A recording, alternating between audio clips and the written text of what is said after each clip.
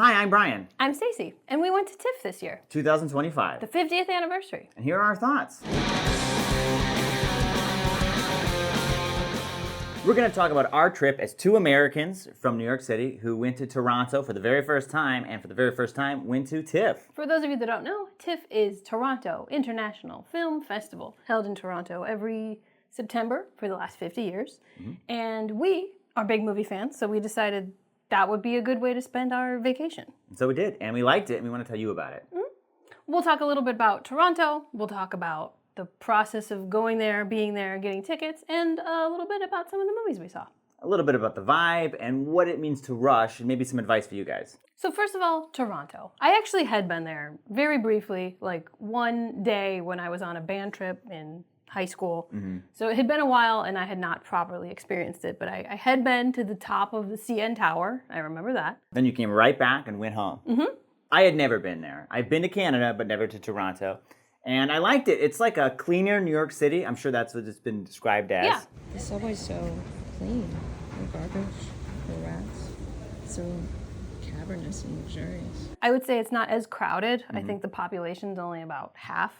And the people are nice. Canada, nice. People think people from New York are like cold and mean and bad, and they kind of are. Like if you go into a coffee shop, they're not going to be super friendly. We have learned the culture here, though, isn't necessarily people are mean. It's just that there's so many people with so many problems and questions. You just don't have time for everybody. They're in a hurry. They don't like it when you stop them. But if you really need help or if there's a situation, New Yorkers got your back. Yeah, they'll roll their eyes and help you.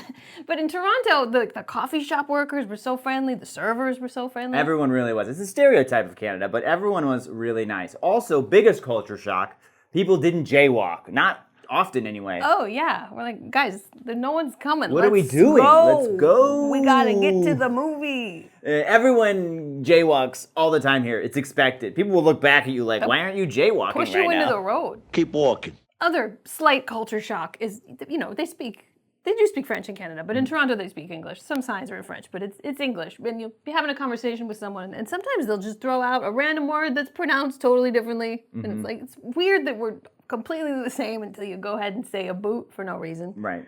I'm sure you have reasons.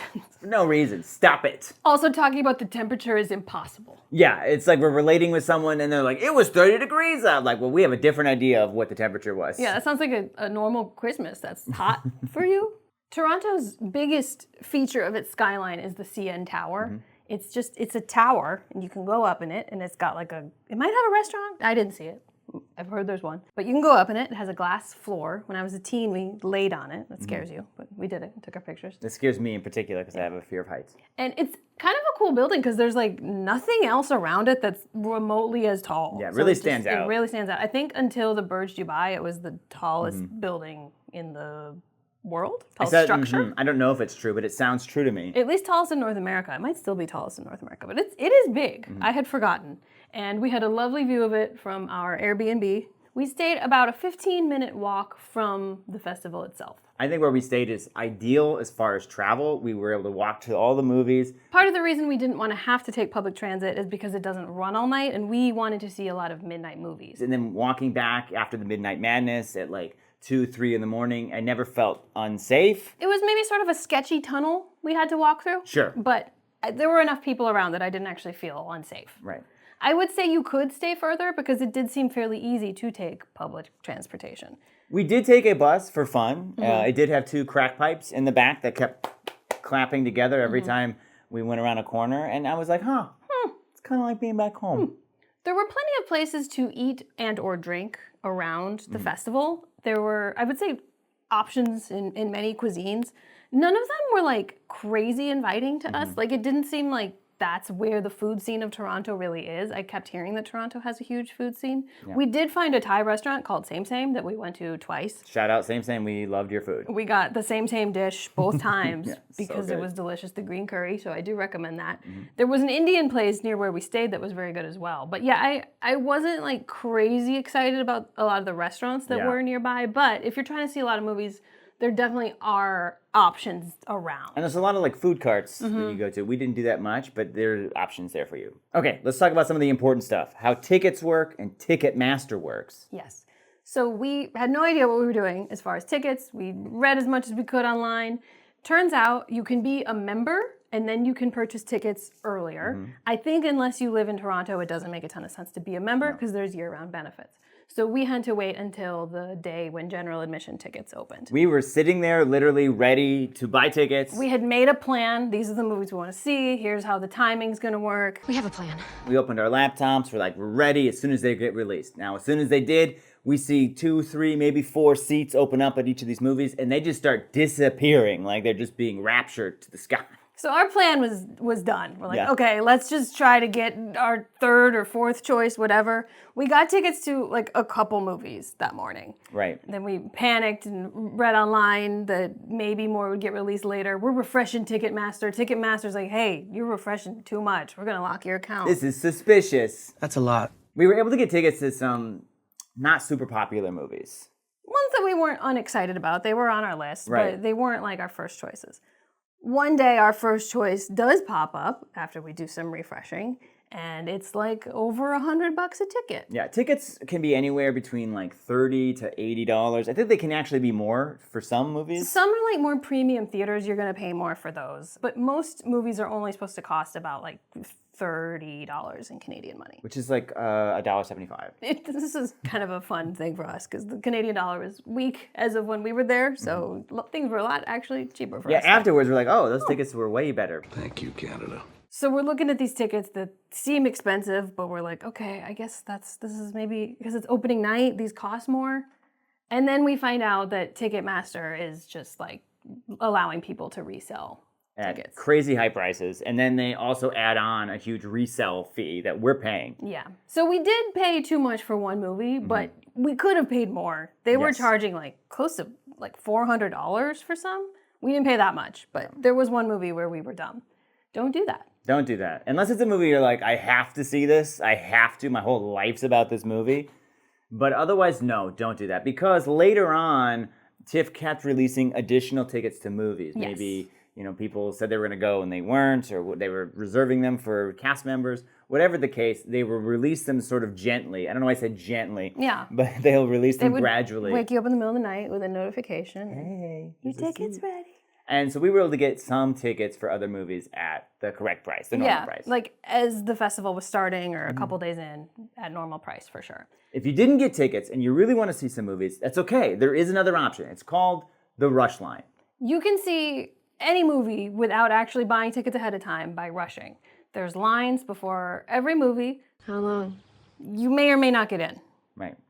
I would say a lot of times you don't. So it's a line that's outside where you can line up any time before the movie, and then when the movie opens and it's past the call time, if there's seats available, they will let you in. Now you still have to pay for the tickets. Yes, whatever it costs. But then they will put you in those seats that are available. There's some benefits to this, is that you can get into sold out movies. Sometimes you get some good seats. Sometimes you get some really garbage seats. And also you may miss quite a bit of the movie if they let you in like 20 minutes later because they have to do it in groups because you got to buy the tickets, they got to seat you. And worst off, there's a good chance, especially if you're further in the line, it's a popular movie, you won't get in at all. That sucks. So you could wait there for hours like we did for one movie and just not get in. We actually got all the way up to the movie. We there were, should have like, been next. 2 people in front of Yeah. us, maybe? And we didn't get in, which was fine. We knew that was a possibility. Yeah, and we got in line for that one, I don't know, maybe like an hour and a half or 2 hours early. So we were close by waiting that long. There was another one that we very successfully rushed. We were probably like 7th in line to begin with. We Right. got in line like super early because we really wanted to see this movie. And that one we made it in, no problem. Right. Actually got front row seats and it was great. We'll So talk Sigourney more. Weaver was there. We're like, we could really see her. Yeah. We also rushed a different movie where we got put in the front row and it was bad. It was a different theater. It was a different type of theater where we were very close to a big screen. Where we saw Sigourney was more of like a theater. So the screen was a bit further back. So rushing can be a crapshoot, but it worked out well for us. I think we successfully rushed 3 movies and maybe failed to rush 2, something like that. And 2 more things about Rush. Number 1 is that you can buy a Rush Pass, which we did. It's a fee you pay. It's $80 Canadian. And that lets you get into any of the Rush movies. And you don't have to pay when you get there. It saves you time. And also, if you see more than 3 movies, it saves you money. Yeah. Because it starts paying for itself. I think it's even cheaper if you're under 25. But most importantly, I wanted to mention that the rushing experience is an experience. I had heard about this before, but it really came true for us, where we met a lot of interesting and cool people in line. Some people that we sort of became friends with, as far as that we saw them multiple nights and like went to a couple movies with them. Yeah. And there was just anyone who's that excited to stand in line for a movie hours before it comes out is probably somebody that's like-minded in some ways with you and is excited to be there and is looking to talk to somebody. I love to see movies. Or you meet people in line that have seen other movies. You can ask what other movies are good. So it's a good way to meet other people. Are there weirdos in line? Yeah. We kept seeing the same weirdo. Was he pleasant? No. Was he interesting? Yes. He was adjectives. I could add some adjectives. One of the big unique events at TIFF is Midnight Madness. Every night, there's a movie at midnight, and there's a man that curates these, and they're supposed to be pretty out there. Like, for the most part, they're horror, but not all. But they might be gory. They might just be over the top. They might be taboo. Silly. But in some way, they're like extreme or groundbreaking, and he selects 10 of them, one for each night of TIFF. We should say we were there for the first night of TIFF, and we stayed for 7 days. We did not get to see the last few nights, but we got 4 Midnight Madness movies, Right. I think. Not bad. We have to tell you that it is an experience at Midnight Madness because the crowd is there for this event, and they are movie lovers. For the ones we went to, they're horror or action lovers, and it's the great kind of audience that is shouting and screaming at the right times. Yes. You know, no one's ruining the movie, but people are applauding when the dude's head gets chopped off. People are like cheering when the villain goes down. Like things that you want in a movie theater, and everyone there loves films and is there to have a good time. And even though it was like rowdy, it never felt disruptive. It felt like everyone was doing it when they should do it. One fun thing about TIFF is they've got a bunch of like ads that play beforehand. It's like the same before every movie. And at Midnight Madness, people like had bits that they would do, especially when the festival went on. There was like a lady who was a volunteer at TIFF in this scenario, and she was very excited that it was the 50th anniversary. It was cheesy as shit. It was so She's like, ooh, cheesy. happy Tifty! Tifty! But like by the end, everyone was cheering for her and like talking about what was coming next in the commercial. The best part of that is there's a guy who comes out who's just called Celebrity, and You we don't see his face because it's supposed to be, they didn't have a celebrity film this, but it says subtitled Celebrity. And so everyone's bit was just like, Celebrity! It was fun. It was fun to be part of. Super fun. And like the bits evolved and like everyone was in on it. Yeah. We will say some Midnight Madness movies were the best movies we saw at the whole festival. Some were the worst. One was definitely the worst. Yeah, by far. The first Midnight Madness movie we saw was Obsession. This was the directorial debut of Curry Barker. I don't know much of his work, but I know he's got work On out YouTube there. and stuff, yeah. And this is, I think, was born on YouTube and became like a movie. It was a horror movie that was like a little bit funny. So much about it was atmosphere. Quick premise, a man wishes that a girl he's in love with was more in love with him, and it's a monkey's paw situation. Yeah, it was very creepy. So much was about just like putting people's faces in shadows. I don't know how to describe it other than that, but it was simultaneously funny and scary and well acted. It was great. A lot of the humor in it comes from just like real reactions to some of these situations this guy's put himself in, but it's complex. It's a really good movie. I think it's already been picked up for wider distribution, so stay tuned for that one. And the actress in it was fantastic, and I feel like she will have a career. I think the guy was great too, the main actor. She had a little bit more to do. Yes. A lot of the scary is in her. She had to show a lot more range in this movie, I think. The next one we saw was The Furious. This was a martial arts film, not a horror film. No. But a very over-the-top martial arts film. It had a bunch of different famous martial arts actors. Different styles of fighting. Everyone was cheering when they saw a new guy come on, so like everybody knew them. We didn't. This isn't our genre. No. And honestly, the movie was just like barely a plot. Yeah, zero which is plot. Fine, because that's not what this movie was about, and it wasn't pretending to be about that. This it was movie about was for the fighting. Action. And they did a superb job. Like some of the action sequences, you're like, oh, that looked great. And so many movies, you see them like cutting away and stuff, and like stitching it all together. And this one, you're just like watching these things. You're like, oh, they did that all in one take. That was insane. Long, drawn out, well choreographed fights, a la John Wick. Not our cup of tea as far as our normal go-to type of movie, but we had a blast at Midnight Madness. The third Midnight Madness movie we saw was called Dust Bunny, starring Mads Mikkelsen, Sigourney Weaver, and a little girl who's new. We're not going to look it up. She was great, though. She was fantastic. This was the directorial debut of Bryan Fuller of Star Trek fame. He was also part of Pushing Daisies, but he's never directed a movie.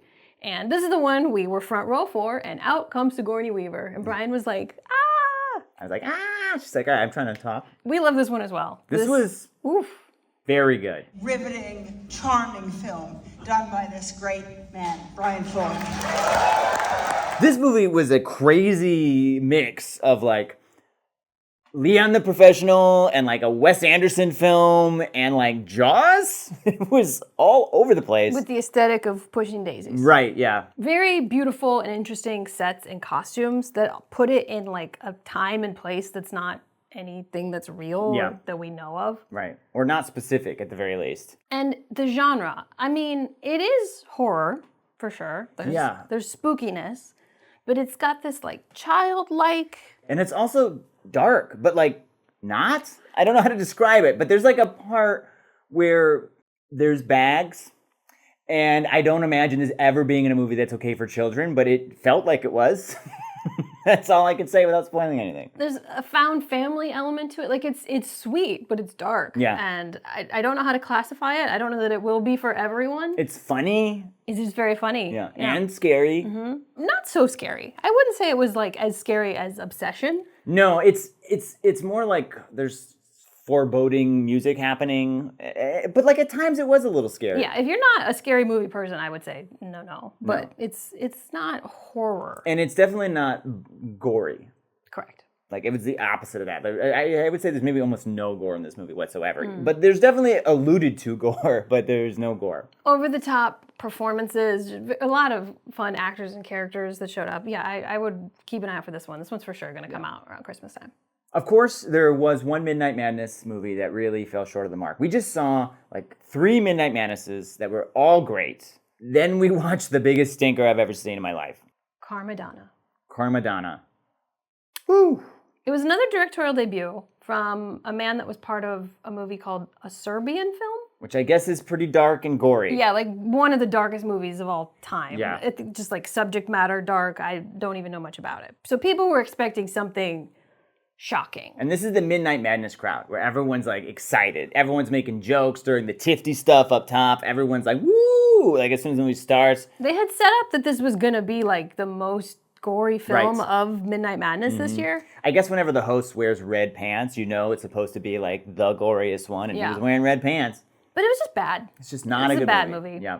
It's about a pregnant woman who gets a phone call from God, and God's like, I want you to kill some people.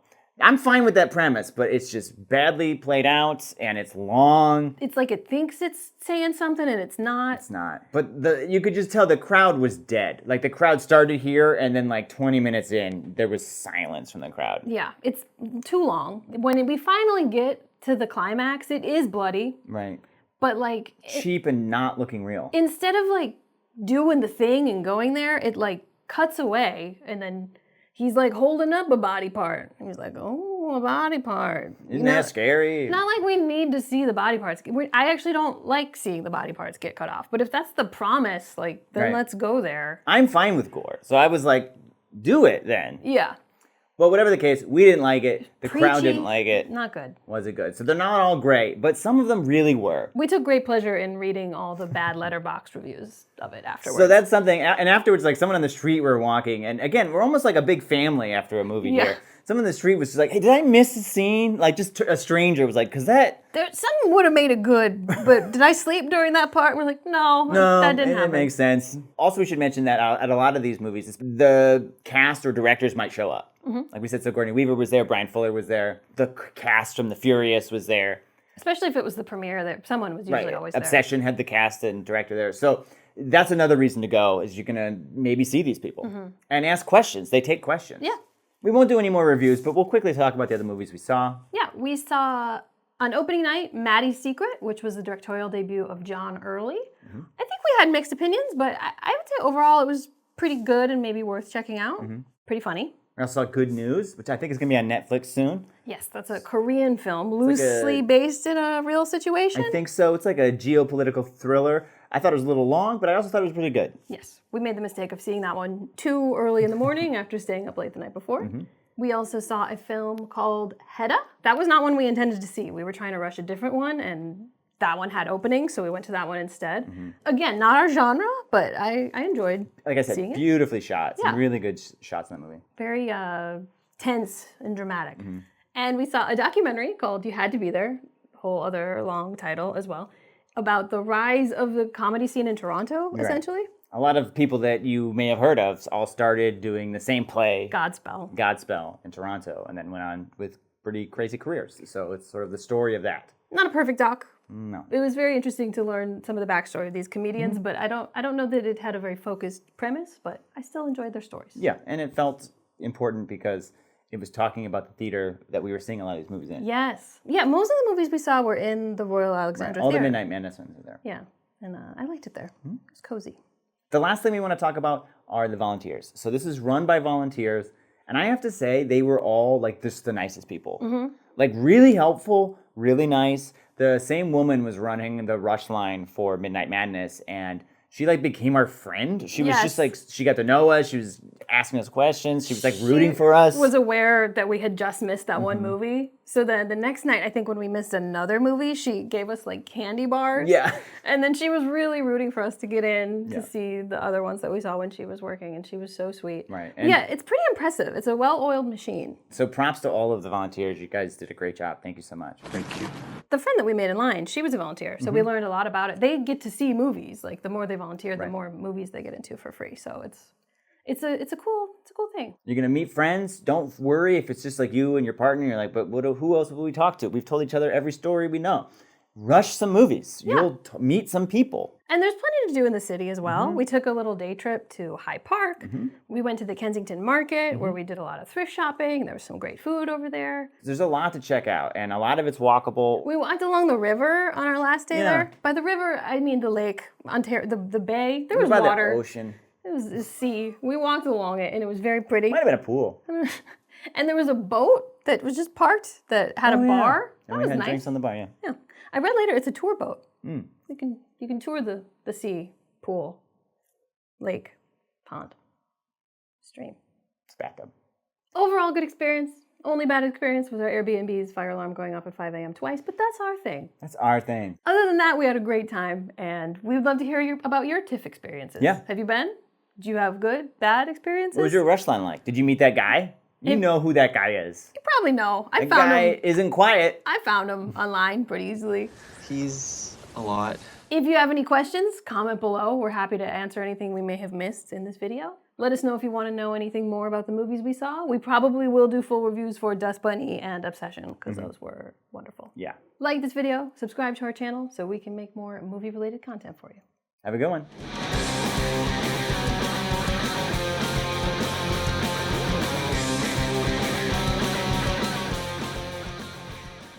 Mama ate all the grapes. Uh-oh. Uh-oh.